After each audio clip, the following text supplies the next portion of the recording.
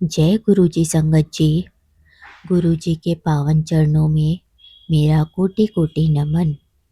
गुरु जी, आप सभी संगत जी के जीवन में असीम खुशियाँ बरसाए, सुख समृद्धि और शांति प्रदान करे। संगत जी, आप सभी से मेरा विनम्र निवेदन है कि चैनल को अवश्य सब्सक्राइब कर दीजिए ताकि आगे आने वाले भावपूर्ण, दिव्य और चमत्कारी सत्संग आप तक निरंतर पहुँचते रहें।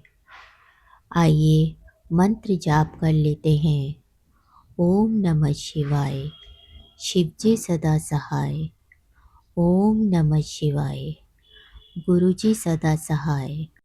संगत जी, आज मैं आपको श्रीमती सुखी जी का एक सच्चा और दिव्य सत्संग सुनाने जा रही हूँ। कैसे गुरु जी ने उन पर अपनी असीम कृपा बरसाई, कैसे उनके जीवन में चमत्कार किए, ये मैं आप सभी के साथ साझा कर रही हूँ। आइए श्रद्धा और विश्वास के साथ इस सत्संग का आनंद लें, गुरु जी की कृपा का अनुभव करें। हो जाए यदि पृथ्वी कागज और सब वृक्ष मेरी लेखनी, सात सागर हो स्याही, लिख नहीं पाऊँ फिर भी गुरु जी स्तुति आपकी। जय गुरु जी। मैं गुरु जी से 1995 में जालंधर में मिली। संगरूर निवासी सरदार सुदर्शन सिंह ने मुझे अपना आदर प्रकट करने के लिए गुरु जी के पास भेजा था। उन्होंने कहा था कि गुरु जी इस पृथ्वी पर एकमात्र गुरु हैं जो नियति को बदलकर उसे पुनः लिख सकते हैं। मुझे उनका अर्थ समझ नहीं आया था। जिस दिन मैं गुरु जी से मिली, उन्होंने मुझे छावनी तक कार में ले जाने के लिए कहा, क्योंकि वह दिल्ली में बड़े मंदिर भवन निर्माण के बारे में किसी से फ़ोन पर बात करना चाहते थे। उस समय अंधेरा होने लगा था और वह पीछे की सीट से मुझे निर्देश दिए जा रहे थे। वह मुझे एक लेन में चलने के लिए कहते थे और थोड़ी देर बाद बदलने को। ऐसा कुछ बार होने के पश्चात मैं सोच रही थी कि वह ऐसा क्यों करवा रहे हैं। मुझे शीघ्र पता लगने वाला था।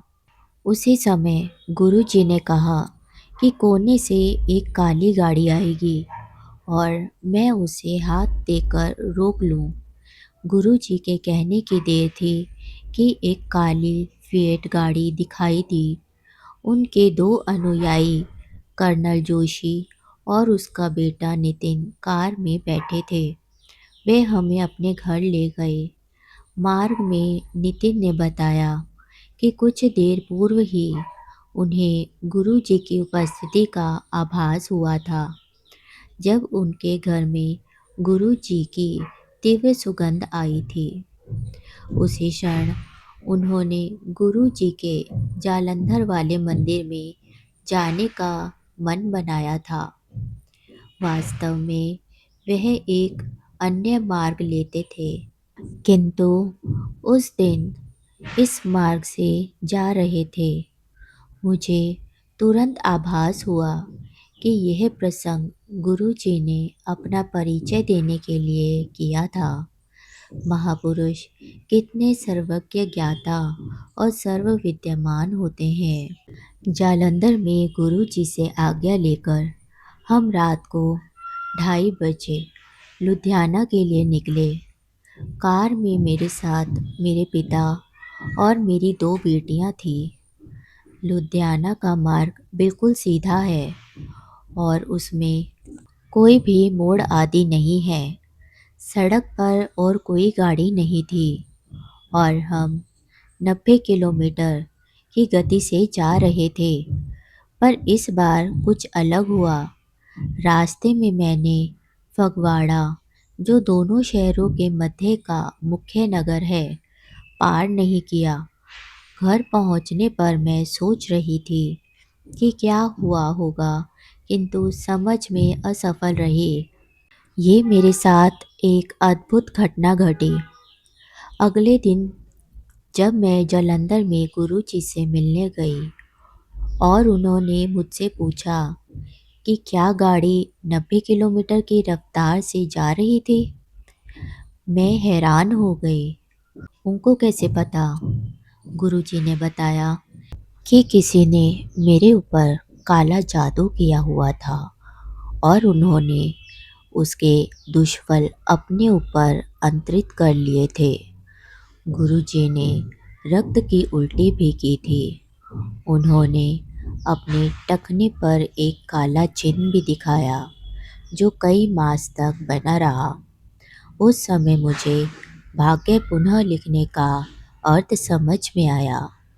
गुरुजी ने बताया कि मैं अपने कष्टों के शिखर पर थी और यदि वह काला जादू हो जाता तो मैं 45 वर्ष की आयु से अधिक जीवित नहीं रह पाती। गुरुजी से उस भेंट के पश्चात मेरा मुख जो काला हो गया था, काले जादू का मुख्य चिन्ह अपने स्वाभाविक रंग में आने लगा। गुरुजी का फिर से चमत्कार हुआ। एक बार चंडीगढ़ के निकट दबकौरी गांव में हमने एक भूखंड लिया था। गुरुजी ने वहां ट्यूबवेल लगाकर सब्जियां उगाने के लिए कहा। पृथ्वी में जल की खोज आरंभ हुई। खुदाई 420 फुट की गहराई तक चली गई, किंतु जल नहीं मिला। सर्वेक्षण से पता चला कि भूखंड में जल है ही नहीं। हमने दिल्ली जाकर गुरुजी को इस सर्वेक्षण के बारे में बताया। गुरुजी ने उसी भूखंड पर एक अन्य स्थान पर खोदने के लिए कहा। वहां से इतना जल फूट कर बाहर आया कि पाइप टूटने को हो गए। आश्चर्य की बात यह है कि वह पानी एकदम मीठा था और उसमें से नीले कलर के कंकड़ निकल रहे थे। गुरुजी को धन्यवाद करने हम दिल्ली गए।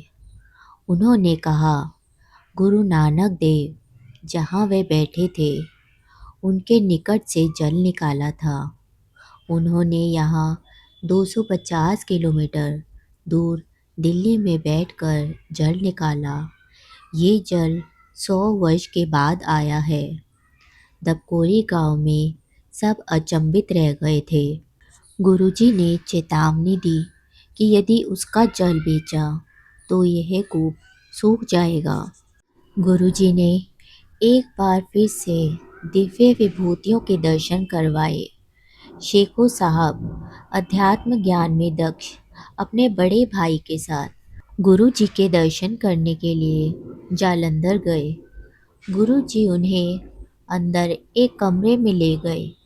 गुरुजी ने एक बिस्तर को हीरों से जेवरों से भर दिया और उसमें से कोई भी उठाने के लिए कहा।